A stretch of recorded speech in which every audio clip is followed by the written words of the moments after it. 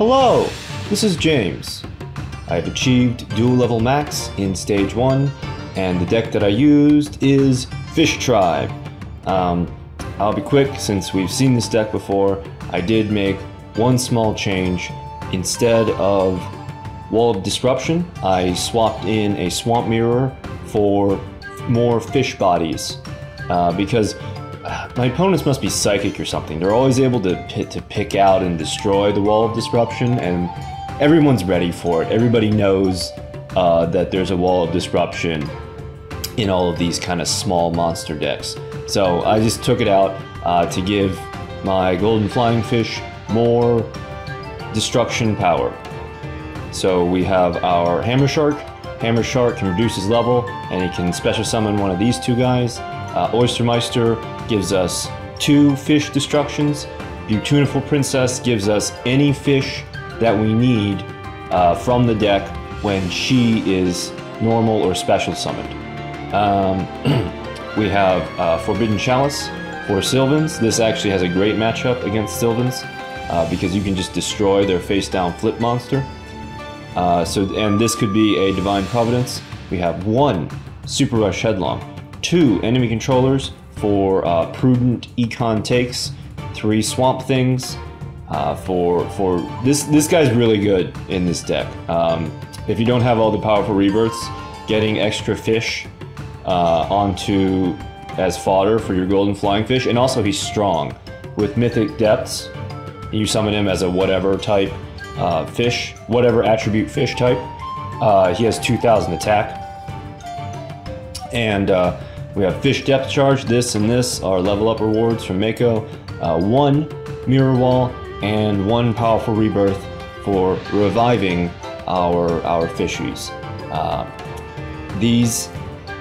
Any of these cards that you don't have can be replaced. Well, so this can be replaced by a Divine Providence, and then any other cards can be replaced with your standard protection back row. I have some very replays for you. Okay, so see, dual level max. I ain't fibbing. All right, replays. Mako Tsunami versus Yugi Moto. Data. Karyu. I think I have the black cat face icon. I wonder if I should use it.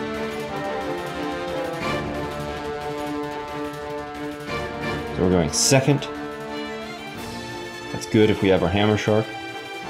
Activate Mythic Depths to pump up our fishies. Draw Shark, Oystermeister, and our spells. And this is Sylvan's for sure, so we're not going to attack into it. We're going to let him get his effect off, and then we're going to Forbidden Chalice into the Co-Mushroom's face. But he's still going to be able to tribute it for a Guardiope, and so we are going to Econ Take, just anything we can do to prevent the mill. And when you Econ Take with Oystermeister, you get a free token. We don't draw our Golden Flying Fish, so we Super Rush. This is like the perfect picture for Super Rush. This small oyster token destroying the giant monster. So that gets rid of his mill monsters. I was expecting a Sylvan Marshall Leaf, but he suicides the Carrot Man, and now we have lethal with our Swamp Thing, and he scoops. Next, we're fighting Mokuba Kaiba. Alright, Mokuba, what you got? We're going second. Mythic Depths. We've Golden Flying Fish, Oystermeister, Econ, and Hammer Shark, and another Golden Flying Fish. All right, so I'm assuming that this is Sylvan's with a face down. So I take the exact same approach as with Yugi, but it's aliens. Gets his Ace Cell, gets 4 counters onto my Shark, but to prevent him from getting his effect off and destroying my Oystermeister, we Econ Take with the Hammer Shark, get our Golden Flying Fish and clear his board. So he goes for the attack, and we, even though we can kill the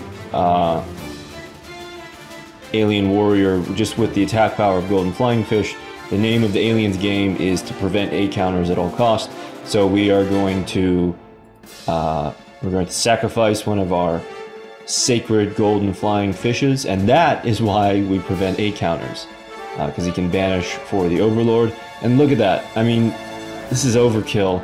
Why do I always get 3 golden flying fish when I don't need them? That would have been great in the Yugi Sylvans match. That's all right. That's the game we play. All right.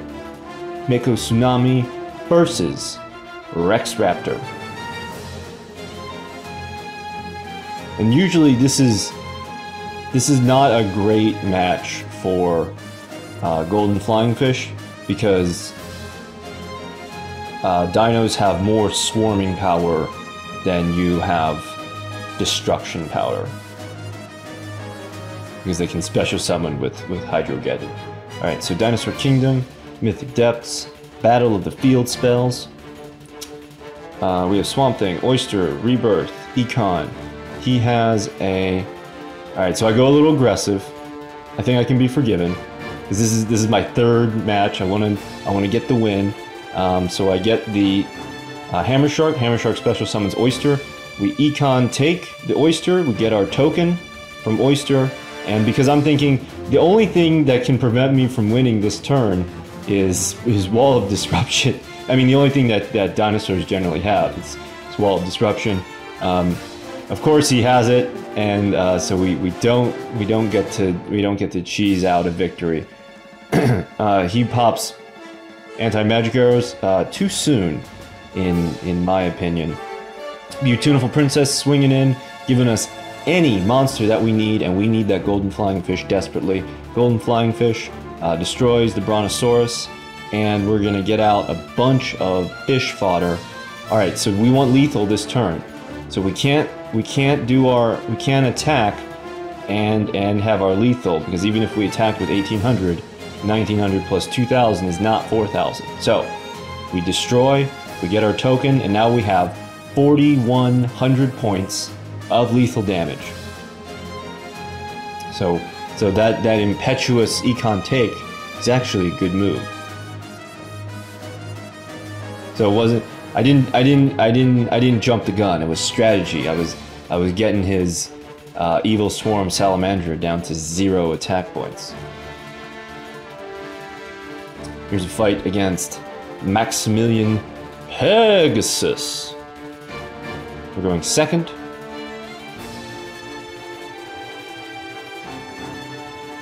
He has Mind Scan. We have Mythic Depths. We have... Okay, so he can't see our cards right now. So he passes his first turn. We summon our Oyster, and we set Swamp Thing, Econ, and Chalice. Now, what is this deck? This deck is Cyber Angels. Oh my. Gets the Ben 10. Ben 10's gonna give him a monster. He gets out his Saphira. He has his Cyber Petite. Now, Oystermeister can either just die, or he can be sacrificed for the cause. So we're going to Tribute Take, we're going to steal his Saphira, we get our token, and we get to benefit from Saphira's attack. Now, and I want to cripple his hand, metaphorically,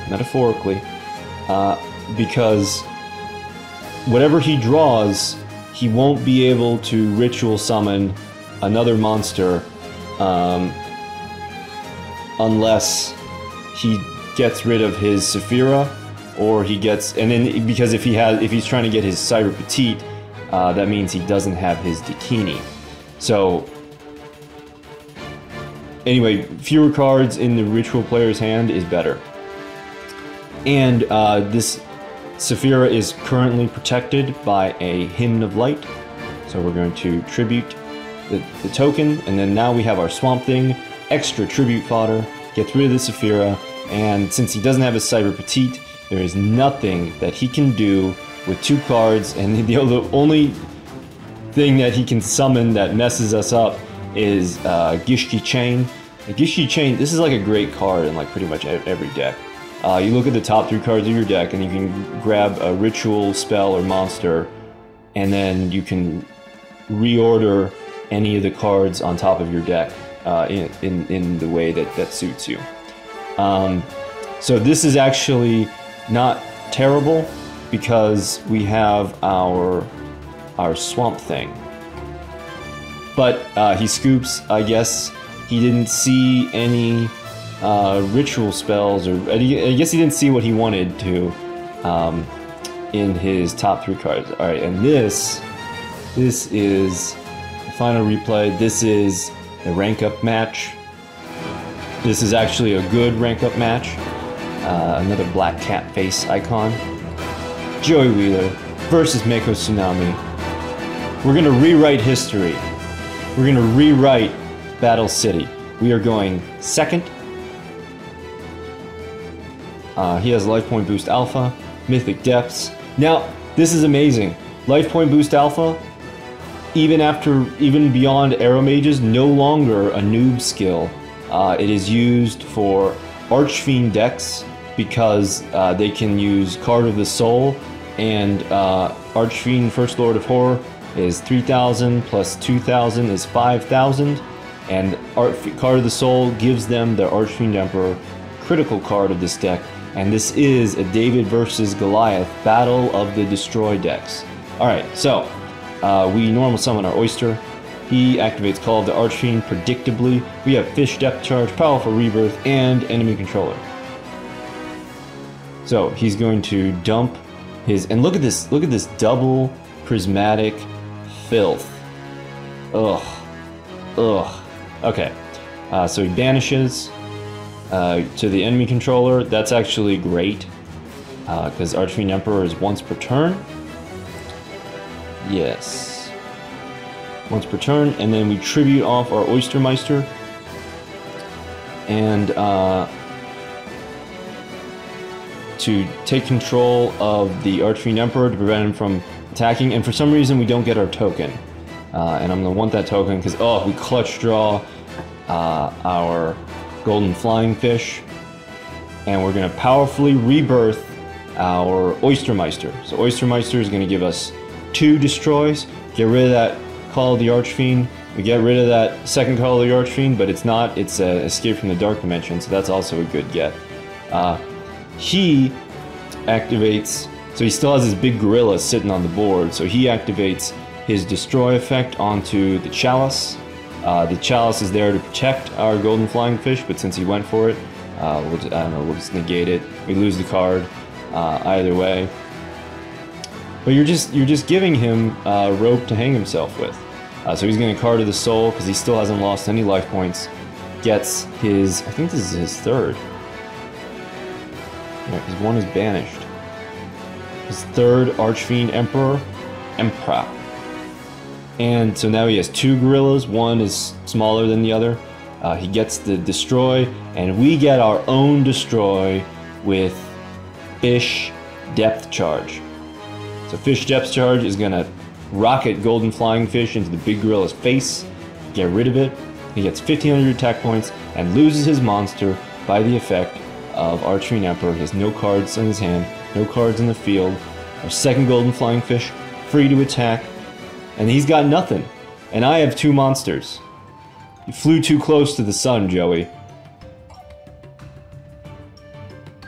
Alright, so this is Fish Tribe deck, using it for ranking up in the KC Cup. This is the last video I will make on Stage 1.